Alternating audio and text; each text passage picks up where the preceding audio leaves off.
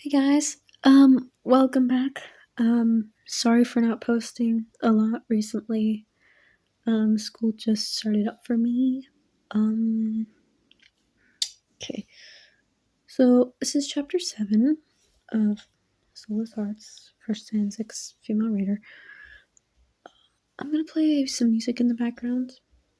It's Nether Ambience from Minecraft. Hopefully, I don't get copyrighted. I don't know. Hopefully, nothing bad happens. I don't really know what to do at the moment. So let's just get right into this.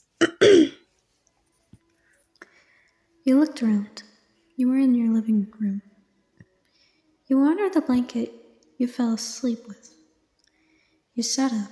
You remembered falling asleep next to Fresh, but he was nowhere to be found. You stood and looked at the couch. Tanner and Zach were gone. Their blankets were still there, though. You looked around again. The house looked like it had been left for decades. There was mold on the walls and couch. The only thing that didn't have any signs of aging on it was the blanket you were holding. You shivered and wrapped the blanket around you. You walked around the living. The living room was empty. You then went to the kitchen. You only saw some mold and rusty knives. You opened the fridge. The food was rotten. But monster food doesn't rot, you thought. You closed the fridge, and there was something there that wasn't there before. It looked like someone dried a dead body, or someone that was bleeding out. You felt the familiar feeling of shock run through your entire body. You ran into the next room. There you saw Zach's dead body. His skin looked mummified, and his eyes were empty. There was a large gash on his chest where his heart was. It was also technically where he could have his soul forcibly removed. His face was permanently stuck as if he was screaming for help. He looked to the corner of the room. You saw Tanner's body leaning against the wall, his face in permanent shock, as the life was sucked out of him. He had the same gash across his chest. You stepped back, but the door shut behind you. A skeletal hand covered your mouth as you felt cold breath on your neck. Hello, Ryan. A familiar voice said. Fresh, you were cut off as Fresh pulled you back against him. His hand had a firm hold on you. He clicked his tongue. Did I say you could talk? He said. You shook your head. He chuckled darkly. That's right, I didn't. He let go of your mouth and shoved you to the ground. You were about to get up, but he put his foot on your back and held you down. You turned your head and looked up at him. He was holding a soul. You instantly knew it was Tanner's, as it was a monster soul. He laughed maniacally, without emotion. His shades were gone. The parasite was reaching out, and he watched as Fresh consumed Tanner's soul. The parasite went back into his skull, and he licked his lips, quote unquote, and smiled. His soul was delicious. He said. He then bent down to get on your level. I know you don't have a soul, but I can still taste you. He said. He grabbed you by the shoulders and lifted you up. His teeth grew sharp, and he bit into your shoulder. You screamed in pain. You hadn't felt fear in a long time. But this was enough to really frighten you. He ripped a chunk of flesh off of your shoulder and dropped you onto the floor.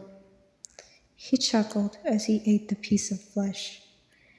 After he finished, he licked his lips and looked down at you. Suddenly you were pinned down. You looked up at him in fear. You're so sweet. I need more. He bit into you again. You jolted forward, panting. The feeling of fear was still present. You felt a hand on your shoulder. You looked over to see Fresh. You scooted away. He tilted his head. You okay? You stood up quickly. I'm fine. Just a bad dream, you said. You were visibly shaking. Fresh began to feel concerned. He was about to say something, but you spoke, still afraid, but the emotions were wearing off quickly. I'm fine, Fresh. Just go back to sleep, you said.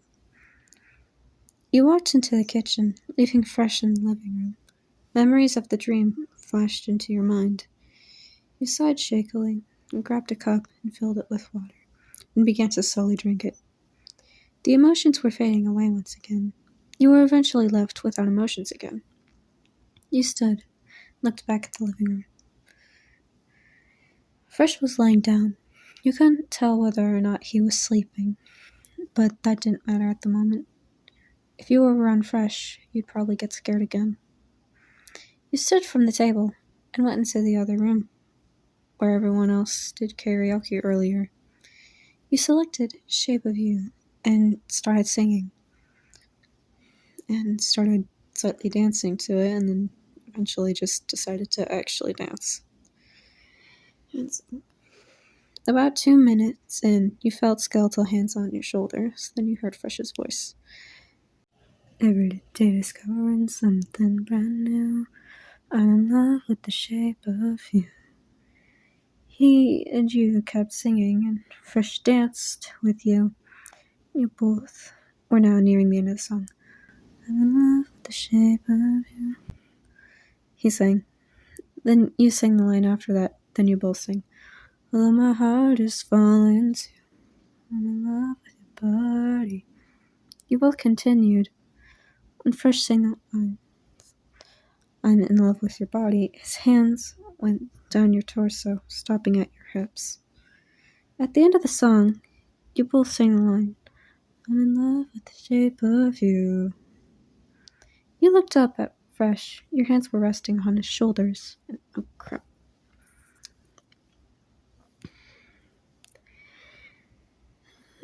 Crap, gotta find my place again. And his were resting on your hips. You both just stared at each other for a bit, until a tired Zach walked in the room. He looked over at you and Fresh, and he paused. Oh, am I interrupting something? He asked. You looked over at him. Oh no, me and Fresh were just dancing a bit, you said. As you and Fresh pulled away from each other. Oh, crap.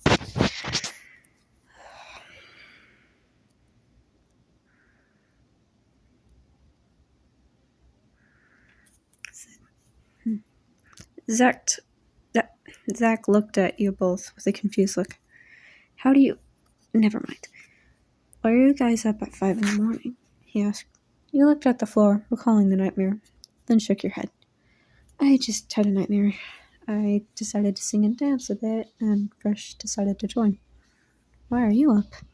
You asked. He shrugged. I have a habit of waking up early, he said.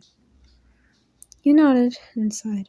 Well, I have the day off today, so we can all just stay and hang out, he said. Zach shook his head. Thanks, but I was planning on hanging out with Tanner.